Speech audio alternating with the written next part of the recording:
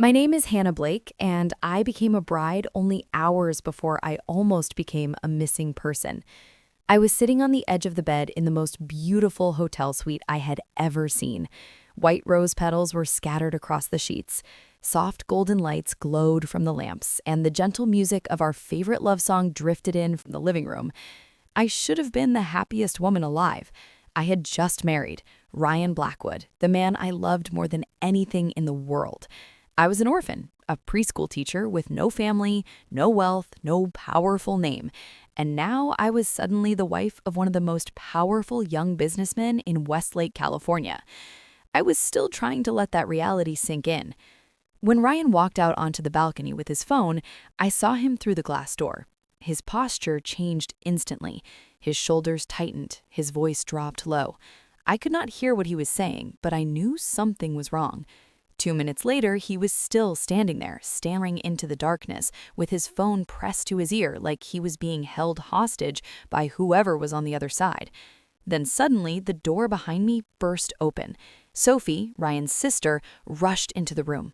Her face was white, her eyes were wide with terror. Her hands were shaking so badly she could barely hold what she was carrying. "Hannah," she whispered. Before I could answer, she shoved something heavy into my hands. It was a thick bundle of cash held together by a rubber band. I froze. Her voice dropped to a broken whisper. "Hannah, take this. Go to the back door. Run, now." My heart slammed against my ribs. Run where? Why? Before I could ask anything, I heard footsteps on the balcony. Sophie grabbed my wrist. "Please, Hannah, if you stay here, your life will be over." I looked at the money in my hands and then at her terrified face, and in that moment, I knew my wedding night was not the beginning of a fairy tale.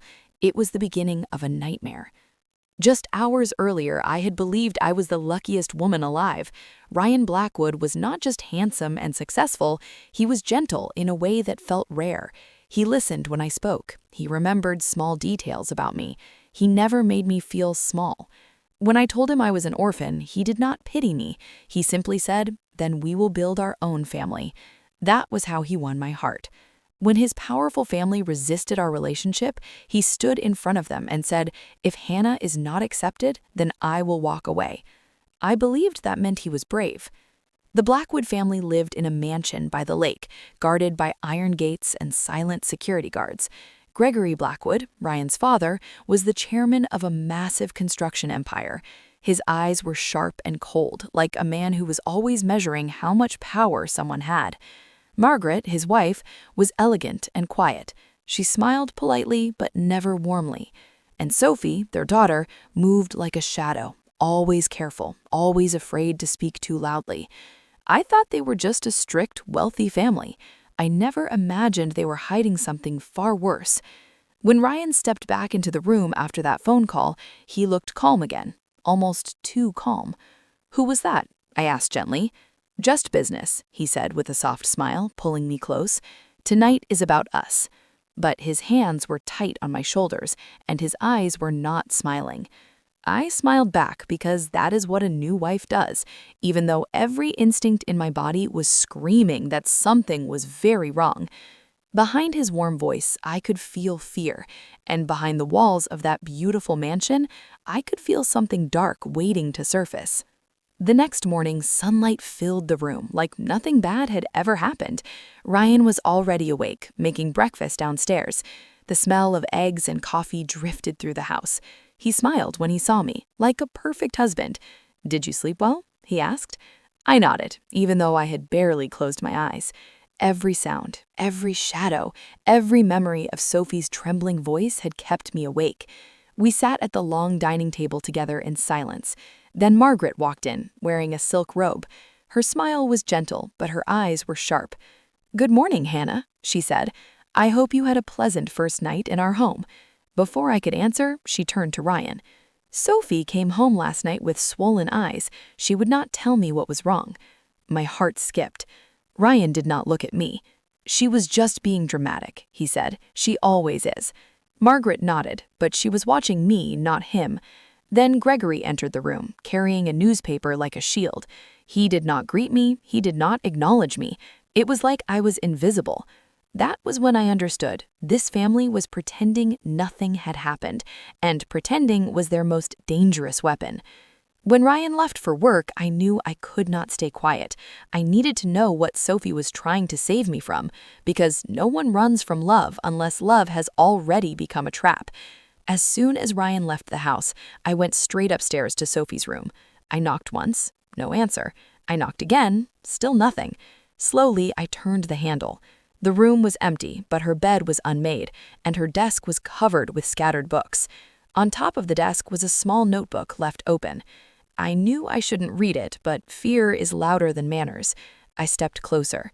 The pages were filled with Sophie's handwriting, uneven and shaky, like she had been crying while writing. The first line I saw made my blood run cold. Dad knows what he did. Another line said, Ryan saw everything. Then, further down, I cannot let Hannah suffer the same fate. My knees felt weak. What fate? I kept reading. If Dad finds out I warned her, he will destroy me, but I would rather be punished than let Hannah walk into the same nightmare. Tears blurred my vision. This was not a prank. This was a warning. Just then, I heard footsteps in the hallway. I quickly closed the notebook and put it back exactly where it was. My heart was pounding. I had just stepped into something far bigger than I could understand, but now there was no turning back. Whatever Gregory Blackwood had done, whatever Ryan was hiding, it was powerful enough to make his own sister beg me to run, and that meant my life was already in danger. I went back to my room and locked the door. The bundle of cash Sophie had given me was still hidden under the mattress. For the first time, I understood what it really was, not escape money, but a warning. I opened my laptop and typed in Blackwood Group. Article after article praised Gregory Blackwood as a visionary leader and generous philanthropist. Everything looked too perfect, so I changed my search. Blackwood Construction Accident, Riverside Heights. After scrolling for minutes, I found a forgotten blog. The title stopped my breath. The Truth Buried at Riverside Heights. The writer claimed a scaffolding collapse had killed workers years ago, but the story had been erased.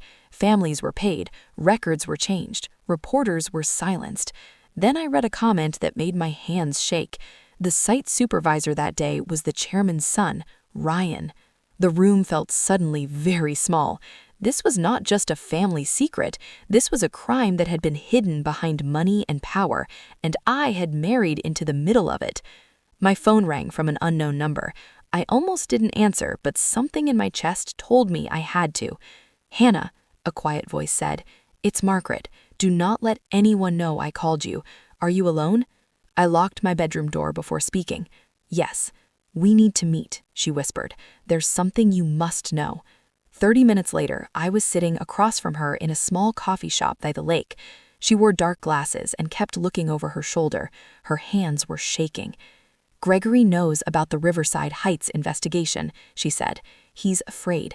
Then she looked straight at me. "Hannah, your marriage was rushed for a reason. Gregory believes if Ryan has a wife and a future, he'll stay silent. You were chosen because you had no powerful family to protect you." I felt like the ground dropped away. "He's using me." Margaret nodded.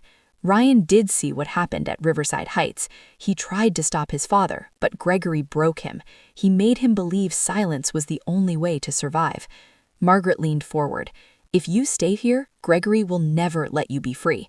Sophie tried to save you too. Now I'm begging you to. Run." I returned to the mansion with my heart heavy, but my mind clear. Running would save only me. Staying might save everyone.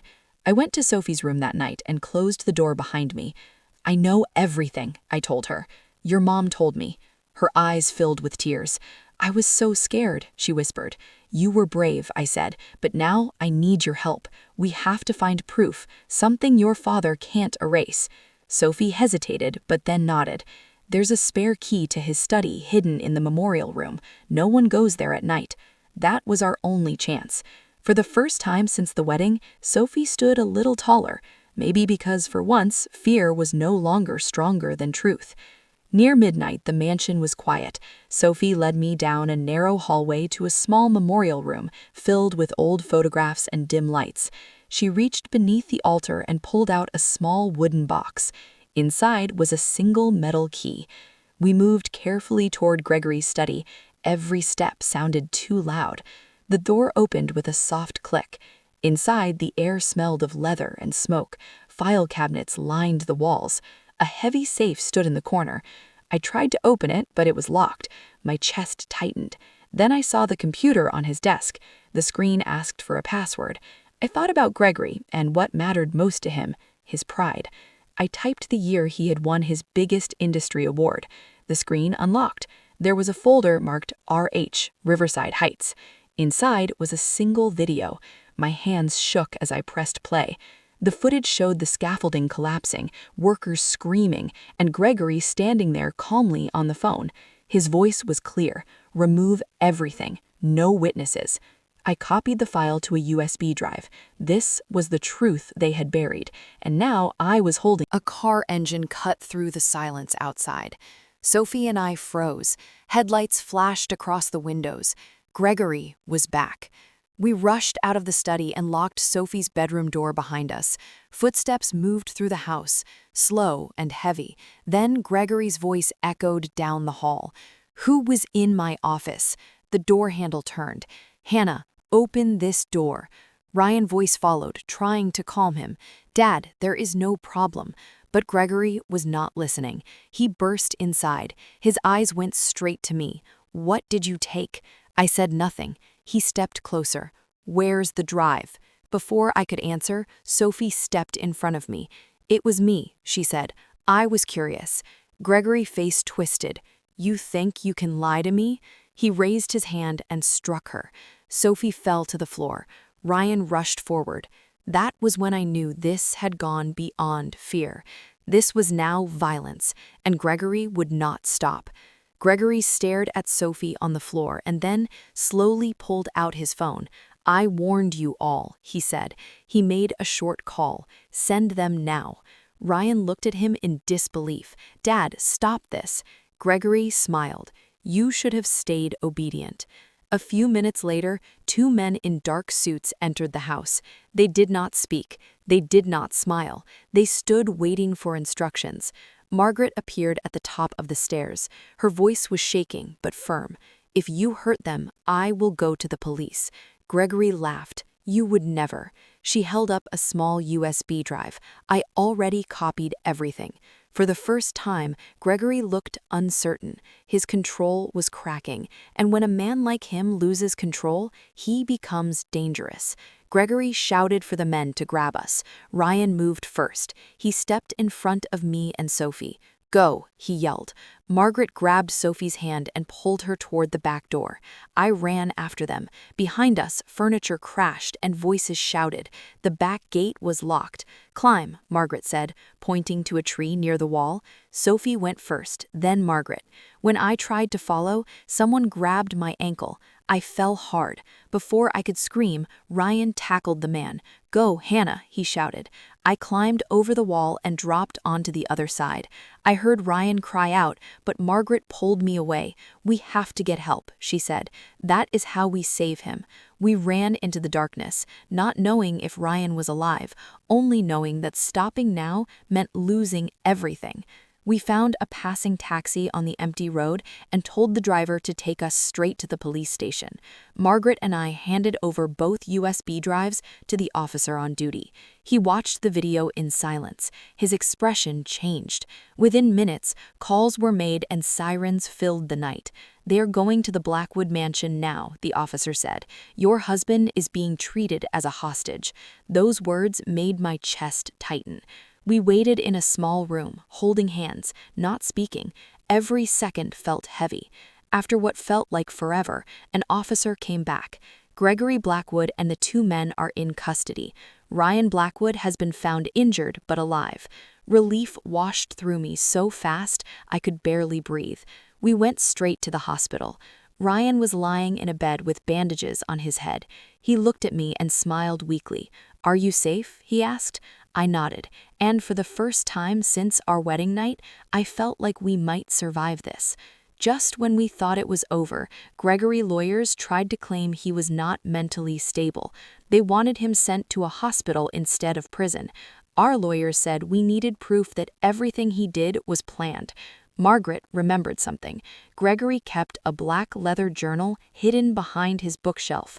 With police permission, we returned to the mansion. The house felt empty and cold. Margaret pressed a hidden latch, and a small compartment opened. Inside was the journal. Every page was filled with Gregory's handwriting. He had written about cutting costs, silencing families, paying officials. Then I saw a line that made my stomach turn. Hannah Blake is the perfect pawn. And on the final page, if all fails, use insanity defense. I have prepared the records. This was not madness. This was strategy. We handed the journal to the authorities. Gregory no longer had a way out. The courtroom was silent as the judge read the charges: fraud, bribery, obstruction of justice, and finally, murder. Gregory Blackwood sat stiff in his chair. For the first time, he looked small. When the verdict was announced, I felt Ryan's body shake beside me. Guilty on all counts, sentenced to life in prison. Margaret covered her face. Sophie held her hand. Ryan stared at the floor. I held his arm. Gregory was led away without looking back. The man who had controlled everything now had nothing. Outside, rain began to fall. It felt like the world was washing away years of lies. Justice had finally caught him. The mansion was sold. The company was gone. The Blackwood name no longer opened doors. But for the first time, it did not feel like a prison. Ryan took small construction jobs using only his own hands. Sophie went back to school. Margaret started a small garden behind our rented home. I opened a free preschool class for children whose parents could not afford one. We used what little money we had to create a small scholarship fund in the names of the workers who died at Riverside Heights. It was not a grand gesture, but it was honest. Slowly, people stopped looking at us with fear and started seeing us as people, not shadows of Gregory Blackwood. We were building something new, something clean, something real. One evening, as the sun went down, Ryan took my hand and led me into the small garden. He knelt in front of me, holding a simple ring he had made himself. "Hannah," he said, "I gave you a life built on lies. I want to give you one built on truth. Will you marry me again?" I could not speak. I only nodded. We did not need a grand ceremony. We had already survived fire. If this story touched you, remember this: silence protects abuse, courage breaks it. If you believe that, hit like, share the story, and tell me in the comments, what would you have done if you were Hannah?